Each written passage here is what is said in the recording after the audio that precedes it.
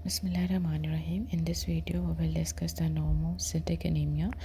अब normocytic anaemia का ये मतलब होता है, फॉर एग्जांपल अगर किसी का ब्लड लॉस ज़्यादा हो गया है तो उसमें क्या होगा कि आपको सेल की जो शेप है, साइज़ है, वो आपको नॉर्मल मिलेगा। वैसे ब्लड कम होने की वजह से एचपी कम हो सकती है, ठीक है।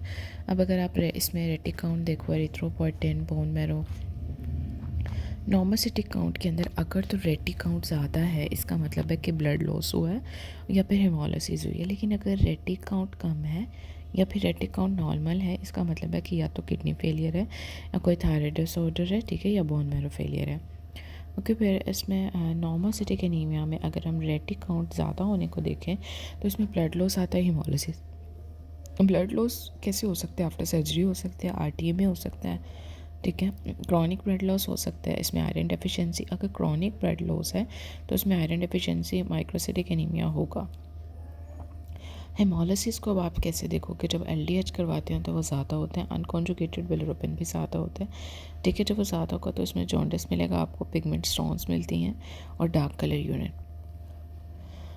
अगर तो क्रॉनिक हेमोलिसिस है, जॉन्डिस है और एएलपी जो है वो ज़्यादा है, ठीक है, तो बिलिरुबिन की वजह से पिगमेंट स्टोन बन जाती हैं जो कि बिलियरी ऑब्स्ट्रक्शन करती हैं, ठीक है। एएलपी ज़्यादा होगा और जीजीटी ज़्यादा होगा। नेक्स्ट फिर देखो, normocytic anaemia with the increase retic count, evidence of the haemolysis.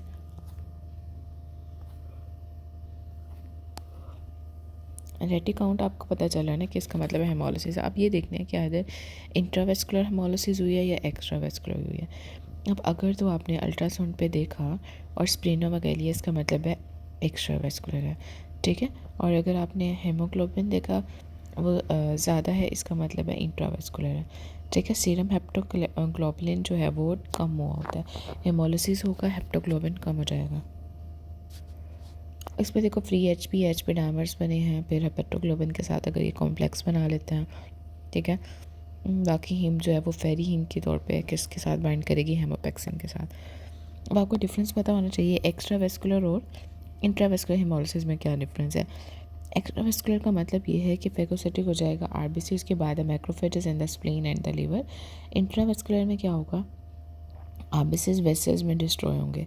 इसमें आपको मैंने बताया था रेटिक काउंट ज़्यादा होगा, एक्स्ट्रावेस्कुलर में एचपी कम होगी, एमसीवी नॉर्मल होगा। इंट्रावेस्कुलर में क्या होता है कि एचपी कम होगी, रेटिक काउंट तो बहुत ज़्यादा हो सकते हैं, एमसीवी नॉर्मल होगा। बिलिरुबिन लेवल में क्या होगा कि बिलिरुबिन ज़्यादा होगा, अनकॉन्जुगेटेड इंट्रावेस्कुलर में भी ज़्यादा होता है, एलडीएच भी दोनों में ज़्यादा होता है, ठीक है। और स्प्लेनोमेगाली अगर आपको एक्स्ट्रावेस्कुलर में मिलेगी लेकिन इंट्रावेस्कुलर में नहीं मिलेगी, ठीक है। हीमोग्लोबिनीमिया, हीमोग्लोबिन यूरिया इंट्रावेस्कुलर में होगा, ओके। और इसमें मैथ में एल्ब्यूमिन वो भी होगी, ठीक है। हेमोसिड्रिनोरिया ये भी होगी। सीरम हेप्टोग्लोबुलिन जो है वो डिक्रीज़ हुई होती है। दोबारा से देख रहे हो, इंट्रावेस्कुलर माइक्रो एंजियोपैथी आएगा, हेमोलिटिक ट्रांसफ्यूजन हो सकती है, नॉक्टर्नल हीमोग्लोबिन यूरिया हो सकता है, इन्फेक्शन। एक्स्ट्रावेस्कुलर के अंदर आरबीसीज के डिफेक्ट लेन के मेम्ब्रेन का डिफेक्ट होगा तो स्फीरोसाइटोसिस, एंजाइम की डेफिशिएंसी में G6PD है, और हेमोग्लोबिन पैथेस के अंदर सिकल सेल।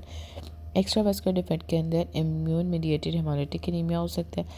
अब ये देखो, हेमोग्लोबिन जो है वो किसके साथ बाइंड करती है? हेप्टोग्लोबुलिन के साथ। हेमोलिसिस के बाद जो आफ्टर द हेमोलिसिस हेप्टोग्लोबुलिन बाइंड करती है विद द फ्री आयरन।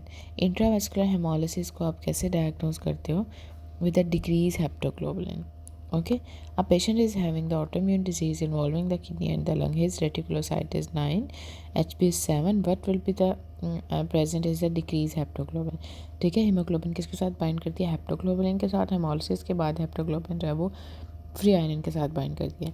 और जो इंट्रावेस्कुलर हेमोलिसिस जब ज़्यादा हो जाती है तो उसको कैसे डायग्नोज किया जाता है? By the absence of the हेप्टोग्लोबुलिन।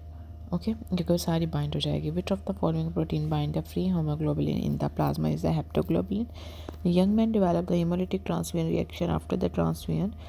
Free hemoglobin liberated due to the hemolysis would start excreting in the urine after the plasma protein becomes saturated with the। अब किसके साथ सैचुरेटेड होगी? जो प्लाज्मा प्रोटीन है वो होती है हेप्टोग्लोबुलिन।